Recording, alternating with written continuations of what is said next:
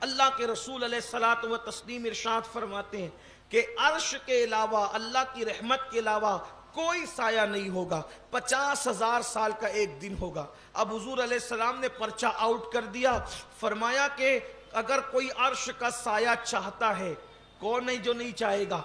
کون ہے جو اس دھوپ سے؟ اچھا ایک بات اور بتاؤں، بہت پیاری بات ذہن میں ابھی آئی، سب کے لیے، توجہ ہے آپ کی، سب کے لیے، آپ بہت اچھے سے سن رہے، توجہ آپ کی بہت اچھی ہے، لیکن یہ جو میرے قوم کا مستقبل میرے سامنے بیٹھا ہے، یہ اپنی دھن میں مست ہے، اور وہ دھن میں ہی رہے گا مست، اس لیے کہ ان کو پتہ ہی نہیں ہے کہ بات کیا ہو رہی ہے۔ تو اگر آپ حضرات آدھے منٹ کے اندر ان اللہ والوں کو یہاں سے ہٹا کر کے میری پشت پناہی کی طرف کر دیں تو بڑی نوازش ہوگی۔ ایک بار درود شریف پڑھ لیں آپ، ان سب کو یہاں سے نکال، ایسے پیار سے نکالو اور ادھر پشت پناہی کی طرف بھیجو۔ ایک بار سب درود شریف پڑھو، اللہم صلی علی، یا ادھر سے نکالیاں، یہ ادھر سے ایک آدھے منٹ میں درود شریف پڑھیں فوراً۔ گولڈن نگر والوں کا امتحان ہے کہ آدھے منٹ میں اللہ والے نکلتے کیسے ہیں۔ چلیے درود شریف پڑھیے آپ، اللہم صلی علی سیدنا، کوئی اب آگے پیچھے نہیں کرے، بس جو جائے وہیں، ان کو پشت پناہی پہ کر دیں۔ چلو بیٹا جاؤ، آرام کا وقت ہو گیا آپ کا، اللہ پاک آپ پہ رحم فرمائے۔ ایک بار سب بلند آواز سے درود شریف پڑھ لیں، اللہم صلی علی سیدنا و مولانا محمد معدن الجود والکرم وآلہ وصحبہ وبارک وسلم صلاۃ و سلام علیک یا رسول اللہ۔ درود شریف پڑھنے کو کہا جا رہا ہے، ایک بار درود شریف بلند آواز سے پڑھ لیں، اللہم صلی علی سیدنا و مولانا محمد معدن الجود والکرم وآلہ وصحبہ وبارک وسلم صلاۃ و سلام علیک یا رسول اللہ۔ ایک بار اور پڑھ کر داخل حسنات ہو، اللہم صلی علی سیدنا و مولانا محمد معدن الجود والکرم وآلہ وصحبہ وبارک وسلم، اللہ رب محمد صلی علیہ وسلم، نحن عباد محمد صلی علیہ وسلم وعلی ذوی وآلہ ابد الدہور وکرما، صلاۃ و سلام علیک یا جد الحسن والحسین، صلاۃ و سلام علیک یا جد الغوث الثقلین۔ تو عرض کیا کر رہا تھا، اللہ کے رسول علیہ السلام نے فرمایا عرش کے سوا، اللہ کی رحمت کے سوا کوئی سایہ نہیں ہوگا، ایک سایہ ہے۔ اب اس میں رہیں گے کون؟ ایک بات جو یاد آئی تھی وہ یہ کہ قیامت کا دن 50,000 سال کے برابر ہوگا۔ دھیان دینا، آپ توجہ کرنا، قیامت کا دن 50,000 سال کے برابر ہوگا، لیکن جو عرش کے سائے میں رہیں گے، جن کو اللہ کے عرش کا سایہ، خدا کی رحمت کا سایہ ملے گا، ان کے لیے قیامت کا دن صرف ظہر کی 4 رکعت کے برابر ہوگا۔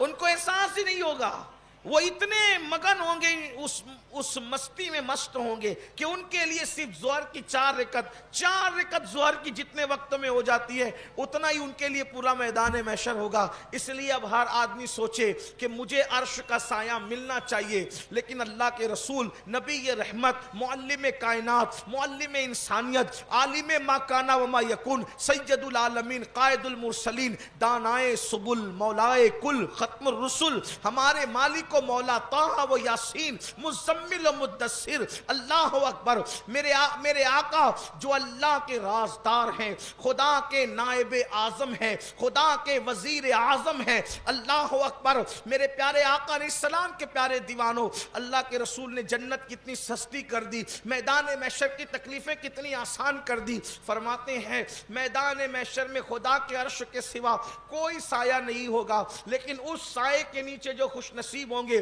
مختلف احادیث میں ہے، اب میں ترتیب وار اس کو مختلف احادیث کا مجموعہ پڑھتا ہوں، جتنا وقت میں گنجائش ہوگی اتنا پڑھتا ہوں، ہو سکے تو یہ صفات اپنے اندر پیدا کر لو، شاید کہ اللہ اکبر اپنی کوئی ادا خدا کو پسند آ جائے اور وہ راضی ہو جائے اور ہمیں بھی عرش کا سایہ مل جائے۔ جس دن لوگ نفسی نفسی کریں، جس دن لوگ کلام کی جرات نہ کریں، جس دن لوگوں کا حال یہ ہو کہ اللہ اکبر کوئی کسی کا پرسان حال نہ ہو، اس وقت جب حال بے حال ہو جائے لوگ، اس وقت جو گزرا کرے پیدر پہ پسر کو خبر نہ ہو، اور گزرا کرے پسر پہ پیدر کو خبر نہ ہو، اس دن جو کسی کا حامی نہ ہو، اس دن جو کسی کا کوئی غمگسار نہ ہو، اس دن جو کسی کا کوئی پرسان حال نہ ہو، اس دن جب خون کے رشتے ٹوٹ جائیں، اس دن جب ماں بیٹے کو نہ پہچانے، اس دن جب بیٹا ماں کو نہ پہچانے، اس دن جب بھائی بھائی کے درمیان جدائی ہو جائے، اس دن جب اللہ اکبر بیوی شوہر کی دشمن ہو جائے، شوہر دشمن جو بیوی کا دشمن ہو جائے،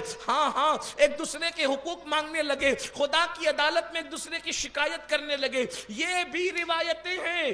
اگر میں آپ کے سامنے پڑھوں تو آپ کا دماغ جو ہے اللہ اکبر بلبلا اٹھے کہ قیامت جسے میدان محشر کہتے ہیں، بیوی شوہر کی شکایت کر کے کہے گی اللہ اس بدبخت کی نیکیاں مجھے دے دے اور میرے گناہ اس کے سر ڈال دے۔ اس دن حال یہ ہوگا، کوئی ماں تمنا کرے گی میرے بدلے میرے بچوں کو جہنم میں ڈال دیا جائے اور آج مجھے امان دے دی جائے، یہ حال ہوگا اس دن۔ اور اس دن کے لیے نبی رحمت شفیع امت شفیع المذنبین رحمت للعالمین فرما رہے ہیں کہ چند خوش نصیب ہیں جن کو عرش کا سایہ ملے گا، اس میں سے اللہ کے حبیب غیب داں نبی صلی اللہ علیہ وآلہ وسلم فرماتے ہیں ایک بندہ وہ ہوگا جس کو عدل کرنے کا موقع ملا، یعنی جس کو حکم بنایا گیا، فیصل بنایا گیا، جس کو جسٹس بنایا گیا، جو لوگوں کے درمیان فیصلہ کرنے کے لیے بٹھایا گیا،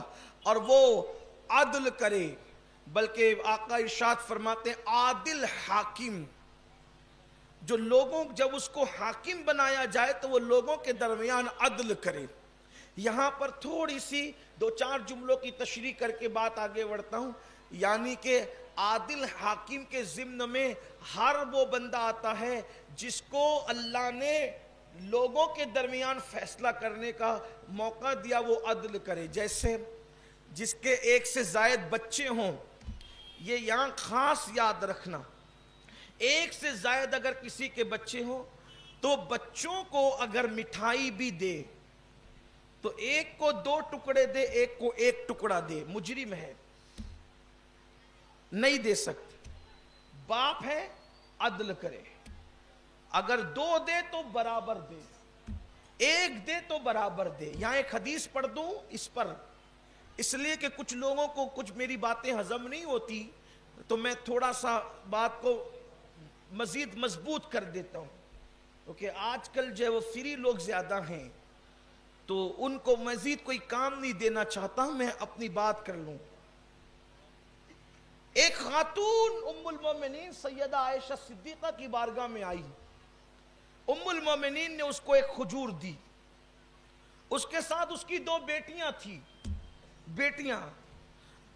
اس خاتون نے ایک کھجور لی اور اس کے 2 برابر ٹکڑے کیے اور دونوں بیٹیوں کو دے دیا۔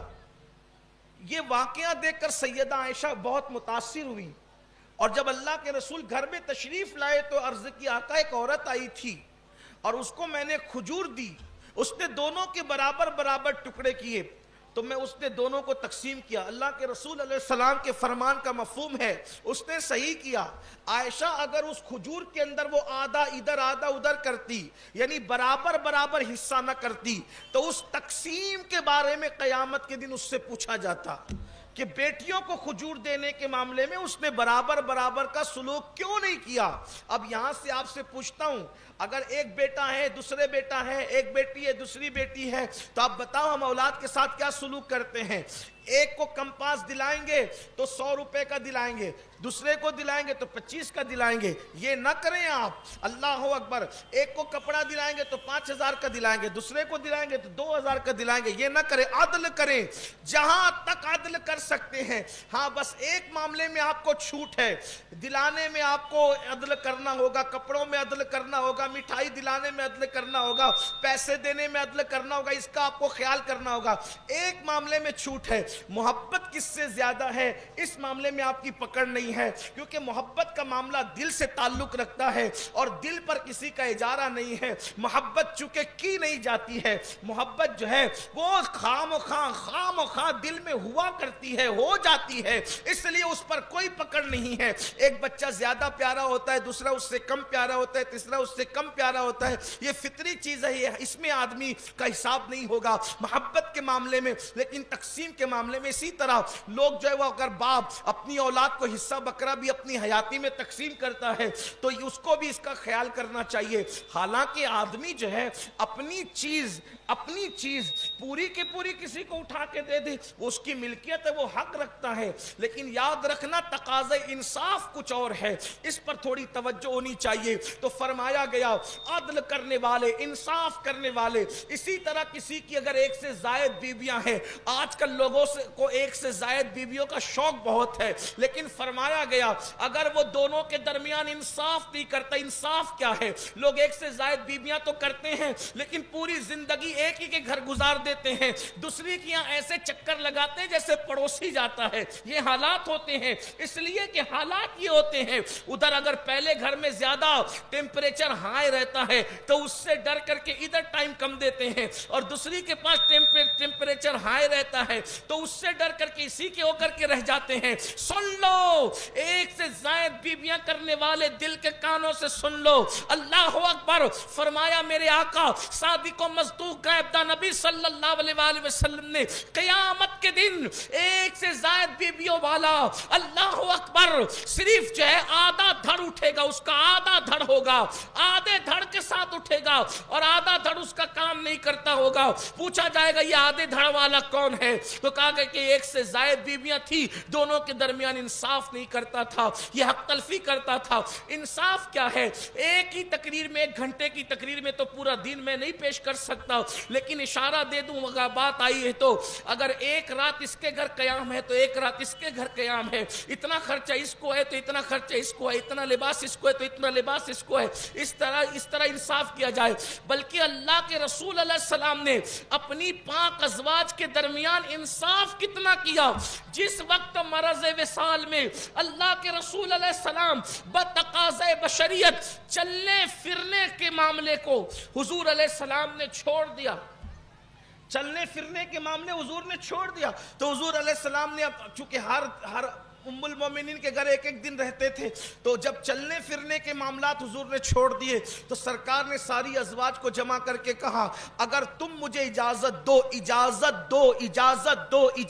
دو، اگر تم مجھے اجازت دو تو میں عائشہ کے گھر میں مقیم ہو جاؤں۔ ساری امہات المومنین نے حضور سے کہا حضور آپ کو اجازت دیتے ہیں، تب حضور علیہ السلام ام المومنین سیدہ عائشہ کے گھر مقیم ہو گئے۔ آپ سے پوچھنا چاہتا ہوں یہ اتنا آسان ہے، قرآن کہتا ہے فَانْكِحُوا مَا طَابَ لَكُم مِّنَ النِّسَاءِ مَثْنَىٰ وَثُلَاثَ وَرُبَاعَ فَإِنْ خِفْتُمْ أَلَّا تَعْدِلُوا فَوَاحِدَةً۔ قرآن کہتا ہے اور تمہیں جو خوش آئے اس سے نکاح کرو، دو دو تین تین چار چار، مگر پھر قرآن کیا کہتا ہے اللہ تعدلوا فواحدہ، اگر ان کے درمیان انصاف نہیں کر سکتے تو صرف ایک ہی کرنا، انصاف لازم ہے۔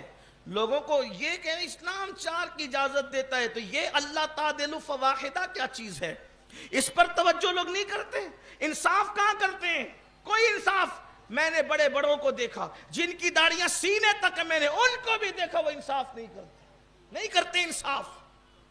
اور جو انصاف نہیں کرتا سن لو وہ آدھا دھڑ اٹھے گا۔ اگر دوسری بیوی کا شوق ہے، تیسری کا، تو انصاف پر توجہ ہونی چاہیے۔ اور انصاف پھر بہت انصاف کا تقاضا کچھ اور ہے۔ کبھی کسی عالم دین کے پاس، علم والے کے پاس، پڑھے لکھے کے پاس، اہل ذکر کے پاس، صاحب دل کے پاس بیٹھ کر کے سوچنا کہ پھر انصاف کسے کہتے ہیں۔ اللہ اکبر، جب انصاف کی بات آتی ہے تو پھر بات ہی کچھ اور ہے۔ لیکن بہرحال پھر میرے آقا صلی اللہ علیہ وآلہ وسلم فرماتے ہیں عرش کا سایہ کس کو ملے گا؟ نمبر 2، جس کی جوانی عبادت میں گزری، جو جوانی میں عبادت کرتا رہا، عبادت گزار جوان کو بھی اللہ قیامت کے دن عرش کا سایہ عطا فرمائے گا۔ یہ بڑا خوبصورت ٹاپک ہے۔ اللہ اکبر، جن جوانوں کی زندگی ابھی 16 سے لے کر 40 تک ہے، جو لوگ ابھی 16 سے 40 تک ہیں وہ جوان ہیں سب، اگر وہ اپنی جوانی کو عبادت میں گزاریں تو اپنے سچے نبی فرما رہے ہیں، گارنٹی دے رہے ہیں کہ اللہ ان کو عرش کا سایہ عطا کرے گا۔ آج تو لوگ جوانی کو عود مات کا ذریعہ سمجھتے ہیں، آج تو لوگ جوانی کو عیاشی کا ذریعہ سمجھتے ہیں، آج تو لوگ جوانی کو آوارگی کا ذریعہ اور سبب سمجھتے ہیں، آج تو لوگ جوانی کو نشہ، چوری، ڈکیتی، قتل، غارت گیری یہ ساری چیزیں سمجھتے ہیں۔ سن لو، جوانی پاپ اور جرائم کے لیے نہیں بلکہ جوانی اللہ کی عبادت کے لیے ہے۔ میرے اللہ کو جوان بھی پسند، جوانی بھی پسند، یہاں تک فرمایا گیا بوڑھوں کے درجنوں سجدے پر جوان کا ایک سجدہ بھاری ہوا کرتا ہے۔ کیوں؟ اس لیے کہ بے شمار بوڑھے موت کے ڈر سے سجدہ کرتے ہیں، اور جوان سجدہ کرتے ہیں تو اکثر خدا کی محبت میں کرتے ہیں۔ اس لیے یاد رکھنا، موت کا ڈر کجا کجا یار کی محبت، موت کا ڈر اور محبت میں فرق ہوتا ہے۔ اس لیے جوانوں کی عبادت بڑی پسند کی گئی، بلکہ یہاں تک روایتوں میں آتا ہے جب جوان عبادت کرتے ہیں تو قدرت فرشتوں پر مباحات کرتی ہے کہ دیکھو میرا بندہ، سب اس کو اپنی طرف بلا رہے تھے، سب کو چھوڑ کر یہ میری عبادت کی طرف چلا آیا ہے۔ یہاں تک فرمایا گیا کہ جب کوئی جوان سچی توبہ کرتا ہے تو اللہ اکبر 40 دن تک آسمان میں نور کی قندیلیں جلائی جاتی ہے، روشن کی جاتی ہے، اور فرشتے ایک دوسرے سے کہتے ہیں ایک جوان نے توبہ کی ہے، ایک جوان نے توبہ کی ہے، ایک جوان نے توبہ کی ہے۔ یاد رکھنا، جوانی کی عبادت کی بڑی اہمیت ہے۔ حالانکہ آپ کو جوانی کی عبادت یہاں سے سمجھنا چاہیے کہ حضور نے یہ نہیں فرمایا کہ جس کی زندگی عبادت میں گزری وہ عرش کا سایہ پائے گا، بلکہ کیا فرمایا؟ وہ جوان جس کی جوانی عبادت میں گزری۔ اس لیے جوانوں کو شیطان اغوا کرتا ہے۔ تھوڑا میں آپ کا اس پر تھوڑا سا کچھ منٹ کا ٹائم لوں گا۔ اگر یہ جوان میرے بیٹھے ہیں 16 سے 40 کے درمیان کی میری نسل، اکثر میرے سامنے یہی ہے، ممبر پہ بھی اکثر یہی ہے، اسی لیے شیطان بڈھوں پہ کم محنت کرتا ہے، کیونکہ وہ جانتے ہیں کہ بڑے میاں لوگوں نے بہت کوئی خطرناک یہ میرے لیے نہیں ہے۔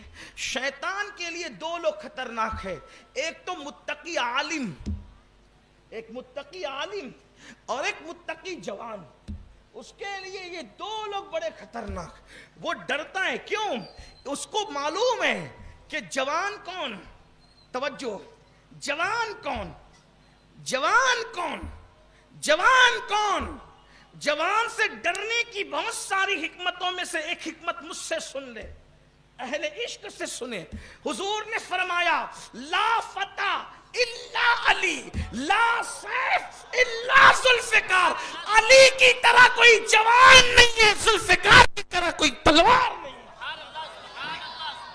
اب جوان جو اس کے لیے خطرناک کیوں ہے؟ جوانی فاتح خیبر، جوانی فاتح بدر، جوانی فاتح احد، جوانی فاتح حنین، جوانی اللہ اکبر فاتح قلوب و اذہان۔ جوانوں ہی میں تو اللہ اللہ اللہ اکبر حضرت سعد ابن ابی وقاص احد کے بہت بڑا کردار ادا کرنے والے وہ جوان ہے، اندلس کے ساحل پر کشتیاں جلانے والا اللہ اکبر طارق بن زیاد جوان ہے، بیت المقدس کو فتح کرنے والا صلاح الدین ایوبی جوان ہے، سیف اللہ کا لقب پانے والے خالد ابن ولید جوان تھے، اللہ اکبر یمن کے قاضی بن کر جانے والے اللہ اکبر حضرت ابو موسیٰ اشعری رضی اللہ تبارک و تعالیٰ عنہ وہ بھی اس وقت جوان تھے۔ اسی طریقے سے میرے پیارے آقا علیہ الصلوۃ والتسلیم کے پیارے دیوانوں، حضرت معاذ بن جبل صرف 32 یا 38 سال کی عمر میں آپ کا وصال ہوا ہے۔ یہ ساری جوانی کے اندر انہوں نے کتنا کام کیا، کتنا کام انجام دیا، اللہ اکبر۔ میرے آقا علیہ الصلوۃ والتسلیم کے پیارے دیوانوں، کربلا کی زمین جس کی تلواروں سے گونج گئی تھی، وہ علی اکبر بھی تو جوان تھے، وہ قاسم بھی تو جوان تھے، وہ غازی عباس بھی تو جوان تھے، اور ان کا سردار صرف جوان نہیں تھا بلکہ نوجوانان جنت کا سردار۔ ہر جگہ جوانوں کی گونج ہے، ہر جگہ جوانوں کی دھوم ہے، حتیٰ کہ جب کوئی جنتی جنت میں جائے گا کسی عمر میں مرے گا، لیکن جب جنت میں جائے گا تو جوان ہو کر کے جنت میں جائے گا۔ سبحان اللہ۔